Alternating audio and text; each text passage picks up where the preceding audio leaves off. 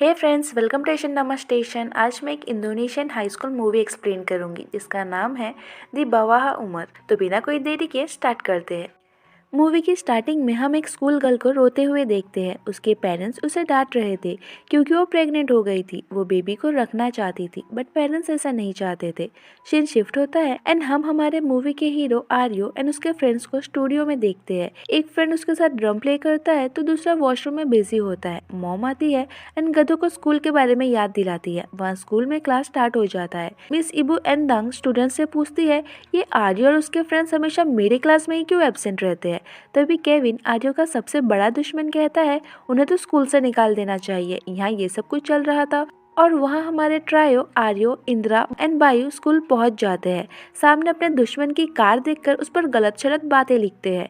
Class जाते वक्त एक टीचर उन्हें रोकती है, उनके बैग्स चेक करने लगती है। आर्यो का बैग चेक हो जाता है तो बायु चुपके से अपने बैग से कुछ निकालकर उसके बैग में रख देता है एंड अपना बैग चेक करवाता है। टीचर को कुछ नहीं मिलता तो वो उन्हें जाने देती है। तीनों चुप चुप के क्लास में एंटर होने की कोशिश कर ही रहे थे कि तभी आर्यो को एक न्यू ट्रांसफर स्टूडेंट लाना दिखती है तो बंदे को लव एट फर्स्ट साइट हो जाता है। लाना के जाने के बाद तीनों फिर से क्लास में घुसने की कोशिश करते हैं।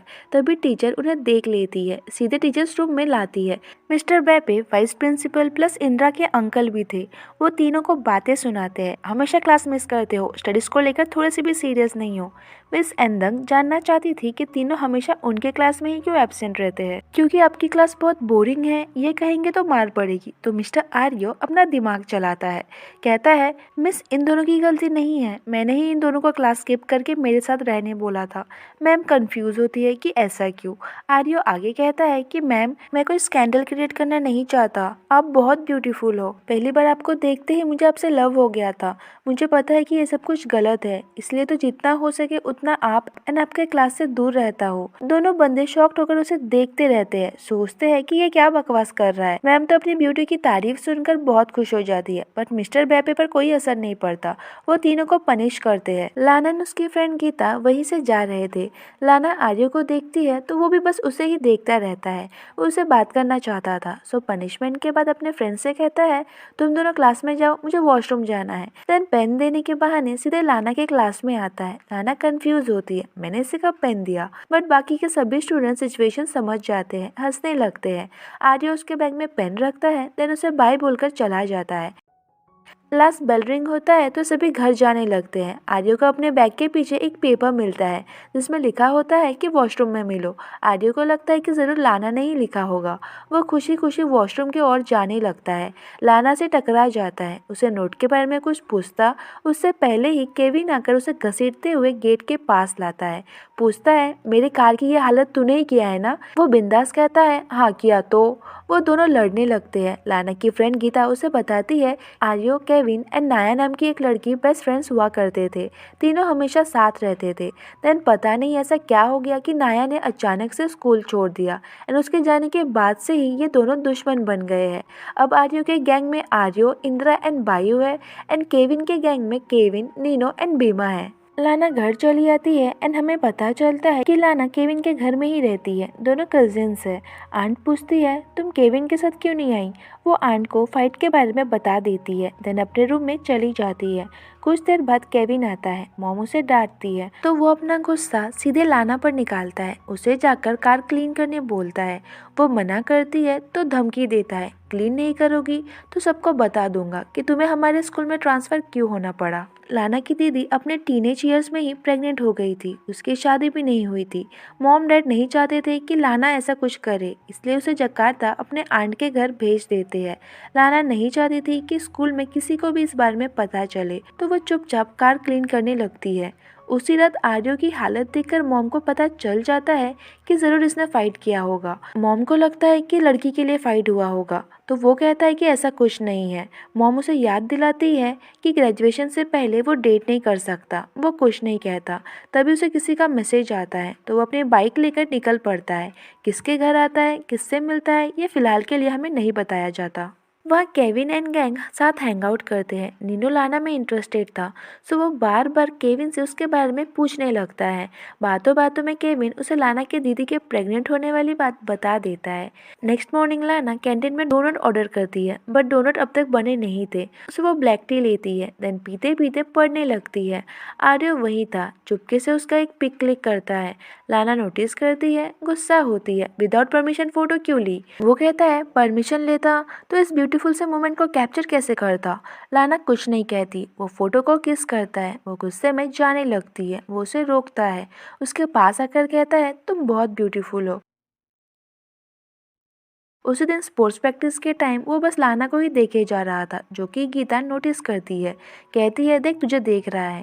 देन वो उसे बताती है कि आर्यो हमारा सीनियर है, वो बहुत पॉपुलर है, स्कूल के ऑलमोस्ट सभी गर्ल्स उस पर मरते हैं, बट उसे कन्फेस करने की या फिर उसके पास जाने की किसी की हिम्मत नहीं होती, क्योंकि मार्शा नाम की एक लड़की है, वो भी हमारी सीनियर है।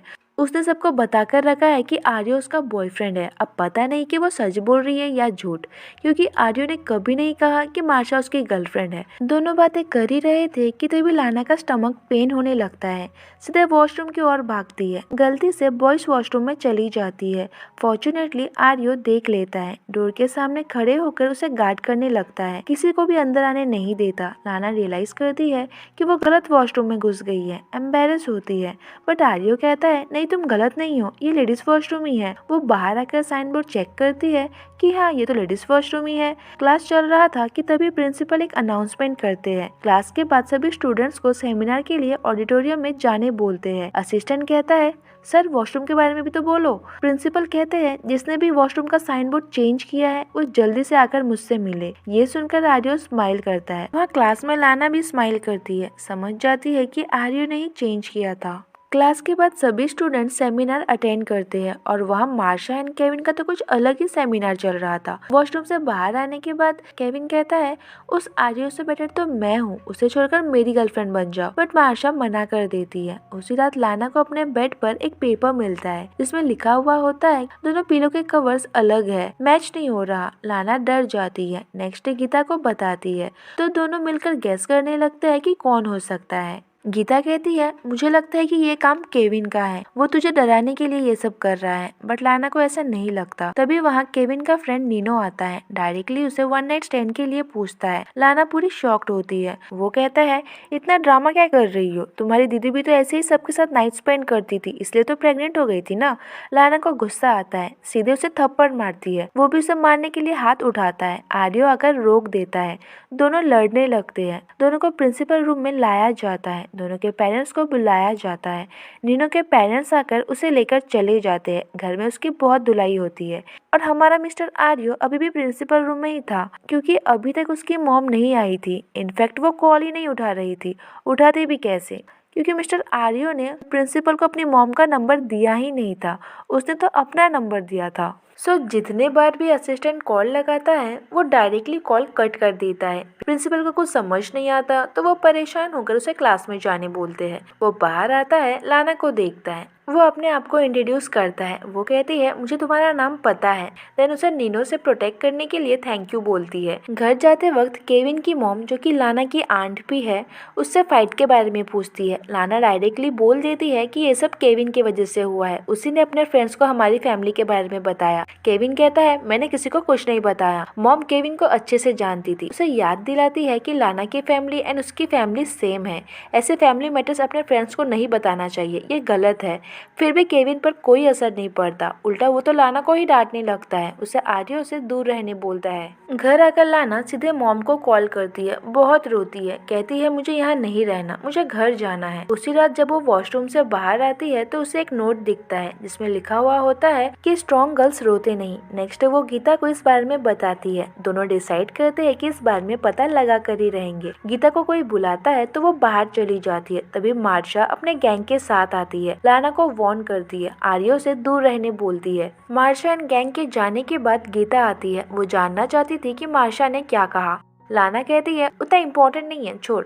देन गीता लाना को डोनट देती है जो कि आर्यो ने दिया था। वो खुशी खुशी डोनट खाने लगती है। आर्यो कैंटीन में आता है तो कुछ बॉयज को बातें करते हुए सुनता है। वो लोग लाना को हॉट बोल रहे थे। देन चैलेंज लगाता है कि तीनों में से कौन पहले उसे इम्प्रेस करेगा। आर्यो उनके प्लान की पूरी ऐसी की तैसी कर देता है। लाना के पास आता है, उसे खुशी खुशी उसका दिया हुआ डोनट खाता देख पूछता है टेस्टी है ना। लाना उसे अपने फीलिंग्स नहीं दिखाना चाहती थी, सो कुछ नहीं कहती। आर्यो उसे खड़े होने बोलता है। देन सबसे कहता है मैं आर्यो और ये लाना है, आज से इसे प्रोटेक्ट करने की पूरी जिम्मेदारी मेरी है। सो जो भी इसे परेशान करने की कोशिश करेगा मैं उसे नहीं छोड़ूंगा। केविन की तरफ इशारा करते हुए कहता है चाहे वो उसका कजिन ही क्यों ना हो, किसी को नहीं छोड़ूंगा। लाना कहती है मैं अपना ध्यान खुद रख सकती हूँ। इतना बोलकर बाहर आ जाती है। नीनो उसे रोकता है, कल के लिए सॉरी बोलता है। लाना कुछ नहीं कहती तो कहता है मुझे केविन ने कहा था कि तुम ऐसी वैसी लड़की हो, इसलिए मैंने तुम्हारे साथ बुरा बिहेव किया। I am sorry, next time से ऐसी गलती नहीं होगी। वो फिर भी कुछ नहीं कहती। नीनो से अपने साथ एक नॉर्मल हैंगआउट या मूवी के लिए पूछता है। तभी गीता आकर उसे लेकर चली जाती है। दोनों एक सीसीटीवी कैमरा लेते हैं जिससे दोनों को पता चल जाएगा कि रोज रोज लाना के रूम में कौन आता है।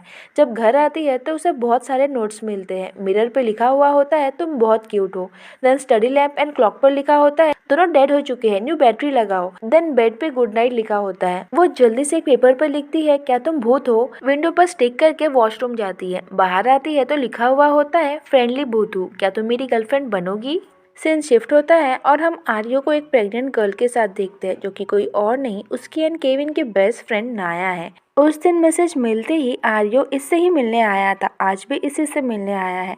बहुत स्ट्रेस आउट लग रहा था। नाया कहती है तुम्हें और देर नहीं करना चाहिए, जल्द से जल्द उसे अपने फीलिंग्स बता देना चाहिए। नेक्स्ट डे आर्यो एंड इंद्रा बायु को चुप चुप के स्टोर रूम में जाते हुए देखते हैं। सोचते हैं ये जरूर कुछ न कुछ गड़बड़ करने वाला है। बायु सबका ध्यान अपनी ओर लाता है। देन अनाउंस करता है कि एक बंदा है जो कि एक बंदी को बहुत लाइक करता है बट कहने से डरता है, तो मैंने सोचा कि मैं ही हेल्प कर दूं। आर्यो समझ जाता है कि ये क्या कहने वाला है, डर जाता है। उसे चुप होने के लिए बोलता है बट वो नहीं सुनता। सबको बता देता है कि आर्यो लाना को लाइक करता है। आर्यो इंद्रा के साथ भागने की सोचता है तो बायु उसे रोकता है। सभी उसे देखने लगते हैं, नर्वस हो जाता है। लाना भी जल्दी से जाने लगती है तो बायु उसे भी रोकता है। उसका आंसर पूछता है, वो कुछ नहीं कहती, चली जाती है। मार्शा नीनो का फेस तो देखने लायक होता है। डिनर के टाइम केविन लाना को फिर से वार्न करता है। आर्यो जैसे लड़कों से दूर रहने बोलता है क्योंकि उसके हिसाब से आर्यो एक प्लेबॉय है। आंट भी उसे फालतू के डिस्ट्रैक्शन छोड़कर स्टडीज पर फोकस करने बोलती है।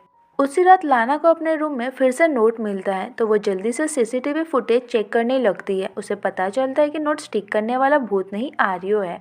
उसकी हरकतें देखकर वो स्माइल करती है। आर्यो का मैसेज आता है हाय। देन वो अचानक से विंडो से हाय बोलता है। लाना ने ऐसा ही कुछ एक्सपेक्ट किया था, वो थोड़ा सा भी नहीं डरती। वो भी उसे लाइक करने लगी थी। दोनों बाइक पर निकल पड़ते हैं, बहुत घूमते हैं, खाते हैं, एंजॉय करते हैं। लाना जानना चाहती थी कि नीचे केविन अंकल आंट के होते हुए वो ऊपर कैसे आता था, तो वो अपनी स्ट्रगल की स्टोरी बताने लगता है। इन सब में बायु उसकी हेल्प करता था। रोज रोज के नाटक से बायु परेशान हो चुका था। आर्यो से कहता है भाई तू उसे डायरेक्टली क्यों नहीं बता देता, ऐसे रोज रोज रिस्क लेने की क्या जरूरत है। तो अकॉर्डिंग टू आर्यो डायरेक्टली बताना बहुत बोरिंग है, आजकल की गर्ल्स को इम्प्रेस करने के लिए कुछ नया करना होगा। बायु कहता है भाई तू ये सब इसलिए कर रहा है ना ताकि बुढ़ापे में अपने ग्रैंड चिल्ड्रंस को अपने एडवेंचर की स्टोरी के बारे में बता सके। देख इसमें मेरा भी हाथ है, सो मेरे बारे में बताना भूलना मत, समझा। प्रेजेंट में ये सब कुछ सुनकर लाना बहुत हंसती है। अब आर्यो जानना चाहता था कि लाना यहाँ जकार्ता क्यों शिफ्ट हुई, तो लाना उसे अपनी फैमिली के बारे में सब बता देती है। उसके दीदी के प्रेग्नेंट होने की वजह से मॉम डैड को सीरियस वाला ट्रस्ट इशू हो गया था। मॉम डैड उस पर भी शक करने लगे थे। वो नहीं चाहते थे कि दीदी की हरकतों का असर उस पर पड़े, इसलिए उसे यहाँ जकार्ता भेज दिया एंड केविन को उस पर नजर रखने के लिए बोला। प्रेजेंट में लाना को समझ नहीं आता कि वो अपने पेरेंट्स को कैसे समझाए कि वो ऐसा कोई काम नहीं करेगी। बातें करते करते वो थोड़ा इमोशनल हो जाती है तो आर्यो उसे काम डाउन करता है। लाना उसे केविन एंड नाया के साथ उसके रिलेशनशिप के बारे में पूछती है। वो थोड़ा अनकंफर्टेबल फील करता है तो लाना उसे फोर्स नहीं करती। मार्शा के बारे में पूछती है। वो क्लियर कर देता है कि वो मार्शा में कभी इंटरेस्टेड था ही नहीं। देन फाइनली वो उसे लव कन्फेस करता है। उसे अपनी गर्लफ्रेंड बनने बोलता है। वो हाँ बोलती है। उसे फोरहेड पर किस करता है। इस मोमेंट को कोई चुपके से कैमरे में कैप्चर कर लेता है। नेक्स्ट डे भी दोनों साथ घूमते हैं, एंजॉय करते हैं। आर्यो उसे बताता है कि उसकी मॉम ने ग्रेजुएशन से पहले उसे डेट करने के लिए मना किया है, सो डेटिंग स्टार्ट करने से पहले मॉम की परमिशन लेनी होगी। वो लाना को मॉम से मिलवाता है, सब बताता है, बट मॉम परमिशन नहीं देती। तो आर्य को समझ नहीं आता कि मॉम ऐसा क्यों कर रही है। मॉम जितना हो सके उतना बात को टालने की कोशिश करती है, क्योंकि मॉम नहीं चाहती थी कि 17 साल पहले आर्य के साथ जो कुछ हुआ वो फिर से लाना एंड आर्य के साथ रिपीट हो। आर्य कंफ्यूज होता है, तो मॉम को ना चाहते हुए भी उसे सब कुछ बताना पड़ता है। स्टोरी 17 साल पीछे जाता है, जब आर्य 8 मंथ का बेबी था, तब उसके मैटरनल ग्रैंडपा उसे मेड को दे देते हैं, साथ में एक घर एंड बेकरी भी देते हैं, कहीं दूर चले जाने बोलते हैं। सो मूवी की स्टार्टिंग में जो हाई स्कूल गर्ल को हमने देखा था वो आर्य की रियल मॉम थी। वो प्रेग्नेंट हो गई थी। मॉम डैड उसका अबॉर्शन करवाना चाहते थे, बट वो बेबी को रखना चाहती थी। उस टाइम के लिए तो मॉम डैड मान जाते हैं, बट उन्होंने कभी भी आर्य को अपनाया नहीं। उन्हें दुनिया क्या कहेगी इस बात की ज्यादा चिंता थी। सो आर्य को मेड को दे देते हैं एंड अपनी बेटी से कहते हैं कि आर्य की डेथ हो गई है। मेड की बेटी, जो कि तभी आर्य की मॉम की एज की ही थी, एक नॉर्मल टीनेजर थी, वो आर्य को देखते ही डिसाइड करती है कि आज से वो ही आर्य का ख्याल रखेगी, उसे माँ का प्यार देगी, हमेशा उसके साथ रहेगी। प्रेजेंट में आर्य ये सब कुछ सुनकर हर्ट होता है। वो जिसे आज तक अपनी मॉम समझता था वो तो उसकी मॉम है ही नहीं, फिर भी उन्होंने उसका पूरा ख्याल रखा, जबकि उसके खुद के ब्लड रिलेटिव्स ने उसे छोड़ दिया। वो कुछ बोलने की हालत में नहीं होता, अपने रूम में चला जाता है। लाना मॉम को संभालती है। नेक्स्ट डे लाना आर्य के साथ अपने रिलेशनशिप के बारे में गीता को बताती है। वो बहुत खुश होती है। तभी मार्शा अपने गैंग के साथ आती है, उसके बाल खींचते हुए उसे बाहर लाती है। उसे कल का फोटो दिखाकर कहती है, कहा था ना आर्य से दूर रहना, समझ नहीं आता। मार्शा उसे थप्पड़ मारने के लिए हाथ उठाती है, तभी लाना ही उसे खींचकर थप्पड़ मारती है। आर्य तुझमें कभी इंटरेस्टेड था ही नहीं, तो अपने ख्यालों की दुनिया से बाहर आ, तेरे लिए अच्छा होगा। मार्शा आर्य के पास आती है, कहती है लाना को जाकर बताओ कि मैं तुम्हारी गर्लफ्रेंड हूँ। वो कहता है हम कभी रिलेशनशिप में थे ही नहीं, तो तुम सबको बताती क्यों रहती हो कि तुम मेरी गर्लफ्रेंड हो। मार्शा कहती है क्योंकि मैं तुमसे प्यार करती हूँ। आर्य पूछता है सच में प्यार करती हो क्या। वो कहती है हाँ सच में। आर्य पूछता है अच्छा, तो फिर हर वीक अलग अलग बॉयज के साथ क्यों दिखती हो। मार्शा का मुंह बंद हो जाता है। आर्य लाना से मिलने उसके क्लास आता है, तभी पीछे से केविन आकर उसे मारने लगता है, उसे लाना से दूर रहने बोलता है। सबको बताता है कि नाया को प्रेग्नेंट करने वाला कोई और नहीं आर्य है। ये सुनकर सभी शॉक्ड होते हैं, स्पेशली लाना। आर्य उसकी तरफ देखता है बट कुछ कह नहीं पाता। लाना हर्ट होती है। उसी दिन केविन का फ्रेंड भी नाया से मिलने आता है। वहाँ लाना रो रही होती है। गीता उसके साथ रहती है। केविन को भी उसके लिए बुरा लगता है, तो वो भी उसके साथ रहता है। आंट को पता चलता है तो वो सीधे आर्य के मॉम से मिलने आती है, उन्हें बहुत बातें सुनाती है। आर्य को लाना से दूर रखने बोलती है। मॉम को कुछ समझ नहीं आता, तो आंट उन्हें बताती है कि आपके बेटे ने नाया को प्रेग्नेंट किया था, अब वो हमारी लाना के साथ भी कुछ ऐसा ही करना चाहता है। ये सुनकर मॉम शॉक्ड होती है और तभी आर्य आता है। वही दूसरी ओर बीमा एंड नाया केविन के घर आते हैं। नाया एक्सप्लेन करती है कि आर्य इस बेबी का फादर नहीं है। कल तक तो नाया को भी पता नहीं था कि इस बेबी का रियल फादर कौन है। बीमा ने बताया, तब जाकर उसे पता चला। केविन जानना चाहता था कि बेबी किसका है। बीमा पूरी बात बताता है। कुछ मंथ्स पहले केविन, आर्यो, नाया, नीनो एंड बीमा क्लब में गए हुए थे। तभी इनके बीच झगड़ा नहीं था, सभी फ्रेंड्स थे। केविन बहुत ड्रंक हो गया था, उसे होश नहीं था, बहुत लेट हो गया था, तो आर्यो को मॉम का कॉल आता है। वो उसे घर आने बोलती है। वो नाया को बताकर जाने लगता है, बट देन उसे नाया की चिंता होने लगती है। केविन ड्रंक था, सो वो नीनो को नाया का ध्यान रखने बोलता है। वो कहता है तू चिंता मत कर, मैं उसे सेफली घर पहुंचा दूंगा। बट देन उसके जाते ही ड्रिंक में कुछ मिलाकर नाया को देता है। बीमा, जो कि नशे की हालत में था, ये सब कुछ देख लेता है। प्रेजेंट में सभी को पूरी बात समझ आ जाती है। सभी को नीनो पर बहुत गुस्सा आता है। आर्यो को नाया के होने वाले बेबी के लिए बहुत बुरा लगता है। वो नहीं चाहता था कि 17 ईयर्स पहले उसके साथ जो हुआ वो नाया के बेबी के साथ हो।